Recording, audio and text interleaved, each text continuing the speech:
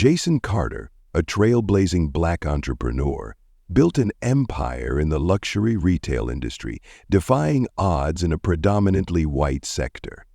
Born and raised in the vibrant yet challenging streets of South Chicago, Jason's path to success was anything but smooth.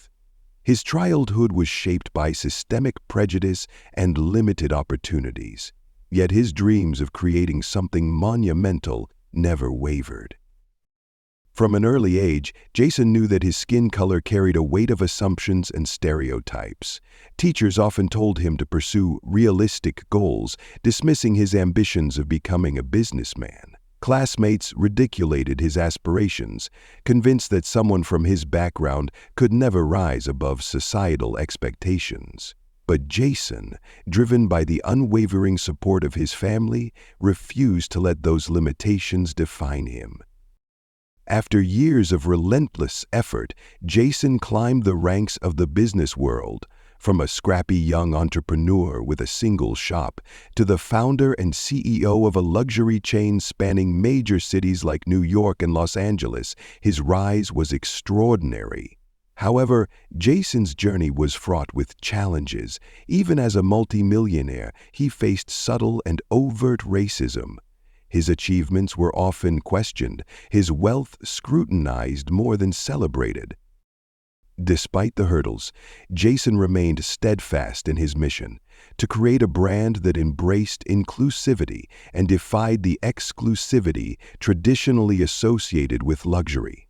His stores became a testament to his hard work, a space where people from all walks of life could feel welcomed and valued. Yet, even at the pinnacle of success, Jason knew the fight against prejudice was far from over. Jason Carter, now the CEO of a thriving luxury retail chain, was deeply disturbed when troubling reports reached his desk about one of his flagship stores in Soho. The complaints centered on Ethan Randall, the store's manager, who was accused of fostering a toxic and discriminatory environment.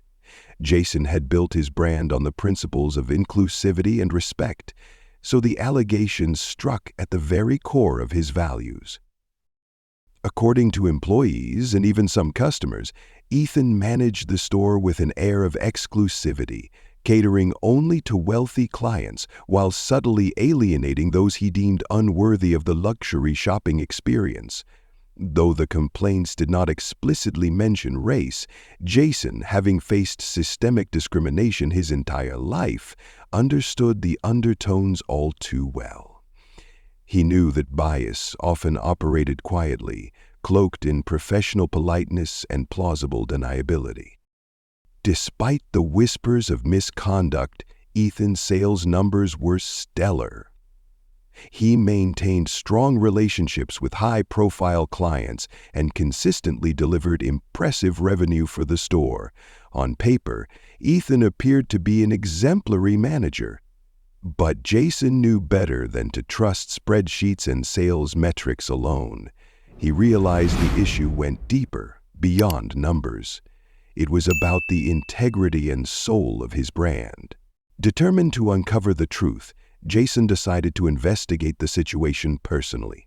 He wasn't content to rely solely on second-hand accounts. The Soho store was one of the crown jewels of his empire, and Jason needed to ensure it embodied the values he had worked so hard to instill. The decision was clear. He would go undercover to see the reality for himself. Jason Carter, a man who had fought against prejudice to become the CEO of a luxury retail empire, found himself preparing for an unorthodox mission. Dressed in casual jeans, a plain hoodie, and sneakers, he left his Rolex at home, opting instead for a simple wristwatch. His disguise was deliberate, meant to strip away the layers of success that often shielded him from the assumptions many people made based solely on appearance. Jason wasn't visiting his Soho flagship store as a powerful CEO, but as an ordinary man looking to see the truth for himself. The Soho store was nestled in Manhattan's upscale shopping district, its polished glass doors and chic window displays reflecting the neighborhood's affluence. Yet, as Jason stepped inside, the atmosphere felt unwelcoming.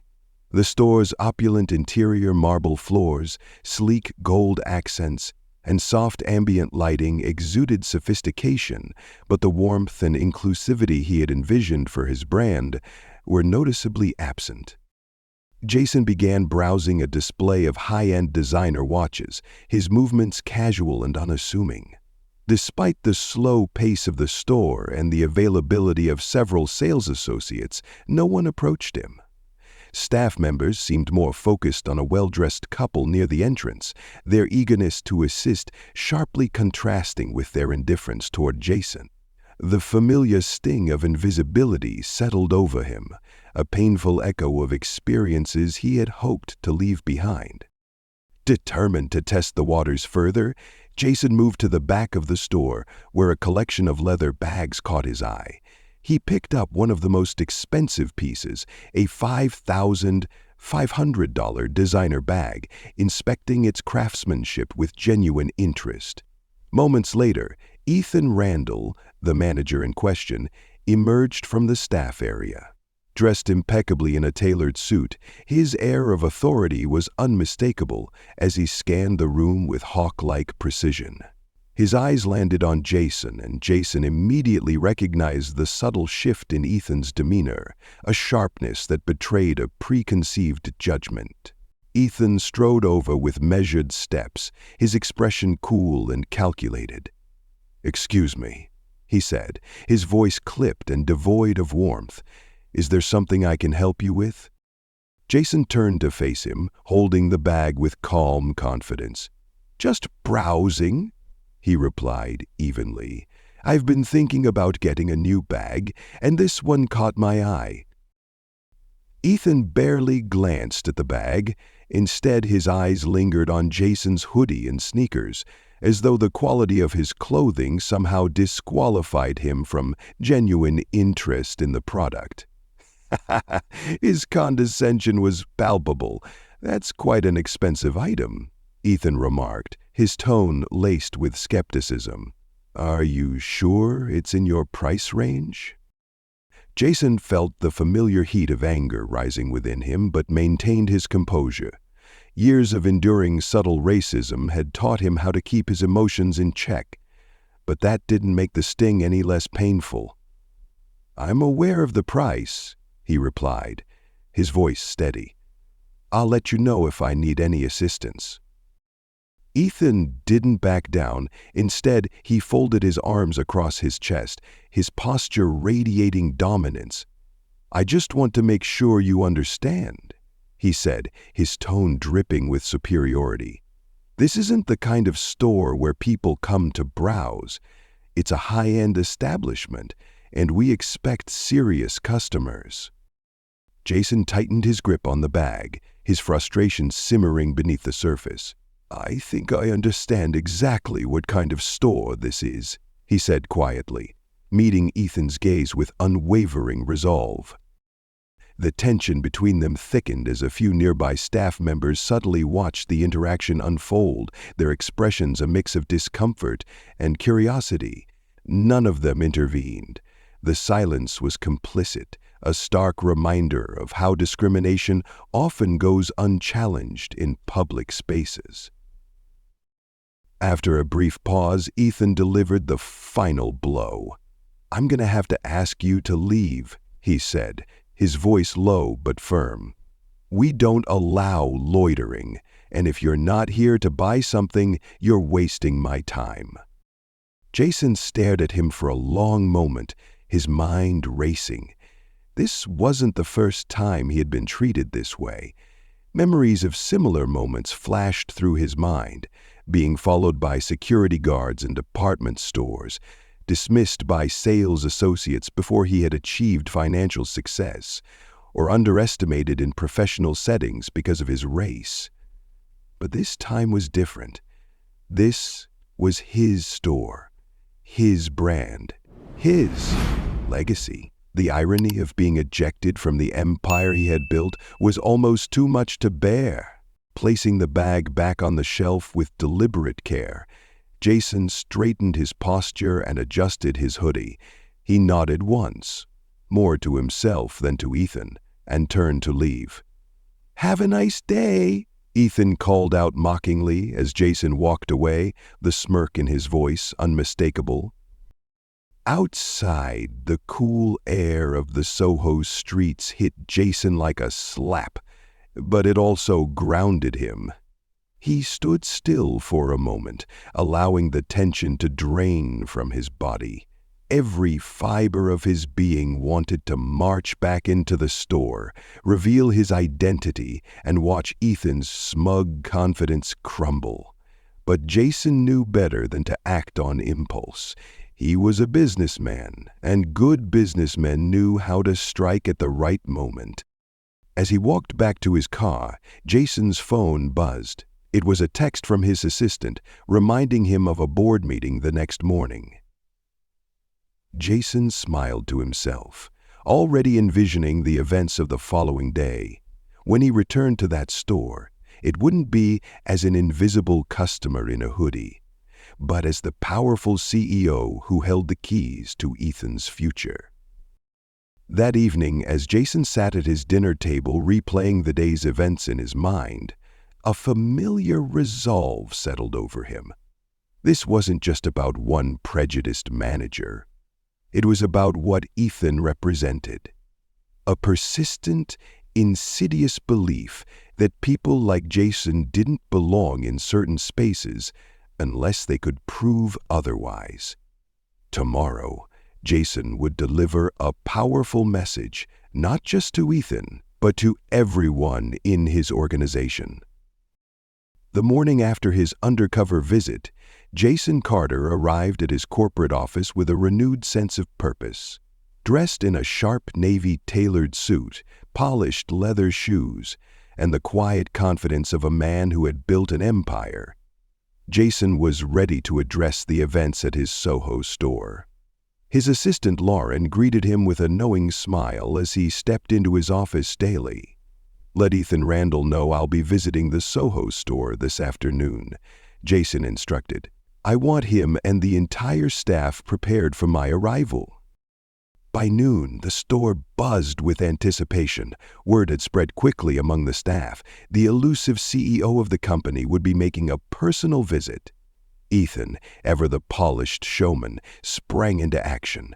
Barking orders to his team, he ensured the store sparkled, confident this was his moment to impress the man who controlled his career trajectory. The previous day's encounter was far from his mind. Jason's casual appearance had been so unremarkable to him that it didn't register as the same man. When Jason entered the store, the atmosphere shifted immediately. Staff who had ignored him just a day earlier now greeted him with wide smiles and eager voices. The tension was almost palpable as Ethan stepped forward, his polished suit and self-assured demeanor reflecting his belief that he was about to charm the CEO. "Mr. Carter," Ethan said warmly, extending a hand. "Welcome to the Soho store. It's an honor to have you here." Jason accepted the handshake, his grip firm but his expression unreadable. "I've heard a lot about this location," Jason said calmly. "I wanted to see how things are running firsthand." Ethan puffed up with pride, clearly delighted by the opportunity to showcase his leadership. "We run a tight ship here," he said confidently. "Our clients expect nothing but the best, and we deliver. I ensure every detail is handled perfectly." Jason's eyes scanned the room, briefly meeting the gazes of staff members who now stood at attention. Some shifted uncomfortably, perhaps recalling the indifference they'd shown him the day before. Jason turned back to Ethan, his voice steady. "Interesting. Tell me, Ethan, do you treat all your customers with the same level of attention and care?" Ethan froze for a moment, the question catching him off guard. "Of course," he replied hastily. "Our clients are the heart of our business, and we strive to make every experience exceptional." Jason allowed a brief silence to settle, letting the weight of the moment grow. Then, with deliberate clarity, he said, "So, when you dismissed me yesterday, what kind of experience were you striving for?" Ethan's confident facade cracked. His eyes widened as recognition dawned, and he took a small step back. "I didn't realize," he stammered, his face flushing. "I didn't know it was you." Jason didn't raise his voice, but his tone carried authority. "You didn't know, and that's exactly the problem. Yesterday you judged me based solely on my appearance. You questioned my ability to shop in my own store and then asked me to leave." The room fell silent. Staff members exchanged uneasy glances, watching as Ethan's composure crumbled. "I can explain," Ethan stammered. "It was a misunderstanding." Jason held up a hand, cutting him off. "No need. Your actions speak for themselves." He glanced at the staff, ensuring his words carried to everyone. "This store, this brand, represents everything I've worked for. It's built on inclusion, respect, and treating every customer with dignity. What I witnessed yesterday was a betrayal of those values." Ethan's face was ashen. "Please, Mr. Carter," he said, his voice trembling, "give me a chance to make it right." Jason's gaze remained unwavering. "You'll get your chance. Starting now, you will greet every single customer who walks through this door, no exceptions. You'll treat them with the same respect you reserve for your high-profile clients, and you'll do it until the end of the month. After that, we'll reassess whether you belong here." With that, Jason turned and walked toward the back of the store, leaving Ethan standing in stunned silence. The staff watched, their respect for Jason palpable. The message was clear. In Jason's company, there was no room for prejudice. Jason Carter, having delivered his message loud and clear to Ethan Randall, turned his focus to the broader implications of the incident. For Jason, this wasn't just about punishing one manager. It was about addressing a deeper issue and setting a standard for his company. Ethan, who had so brazenly dismissed and disrespected Jason the day before, now stood humbled and visibly shaken. But Jason wasn't one to make decisions purely out of anger. He saw an opportunity to teach a lesson not only to Ethan, but to everyone in his organization. Jason addressed Ethan in front of the gathered staff, ensuring his words resonated with the entire team. "Ethan," he began, his tone measured but firm, "what you did yesterday wasn't just about me. It was a reflection of a mindset I've fought against my entire life. Judging someone based on their appearance, assuming their worth based on stereotypes. It's not only harmful, it's unacceptable in this company." Ethan's face flushed and his shoulders sagged. He opened his mouth to speak, but Jason held up a hand, silencing him. "I could fire you right now," Jason continued, his voice steady. "And truthfully, most people would say I should, but firing you solves nothing if you don't understand the gravity of what you've done. You'd take this same attitude with you to the next job, and the cycle would continue." The staff exchanged uneasy glances, some visibly surprised by Jason's decision not to immediately dismiss Ethan. Jason let the silence linger for a moment, ensuring the weight of his words sank in. "Instead, here's what's going to happen," he said, fixing Ethan with a penetrating stare. "You will remain in this position until the end of the month. During that time, you will personally greet every single customer who walks through these doors. I don't care who they are, what they look like, or how they're dressed. You will treat every one of them with the same level of respect and care that you'd offer your wealthiest client." Ethan nodded hesitantly, his face pale. "I understand," he muttered, his voice barely audible. Jason wasn't done. "I'll be monitoring your progress closely," he he added.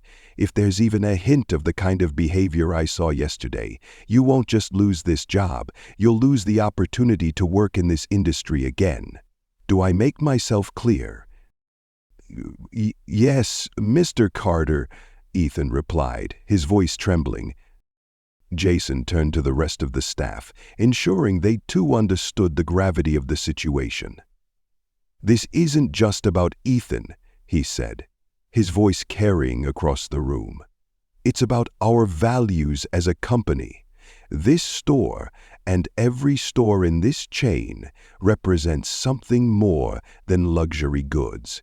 We stand for inclusion, respect, and making everyone feel valued. I will not tolerate anything less." He paused, letting the weight of his words settle. "Starting immediately, we're implementing company-wide diversity and inclusion training. Every manager, every associate, everyone will participate.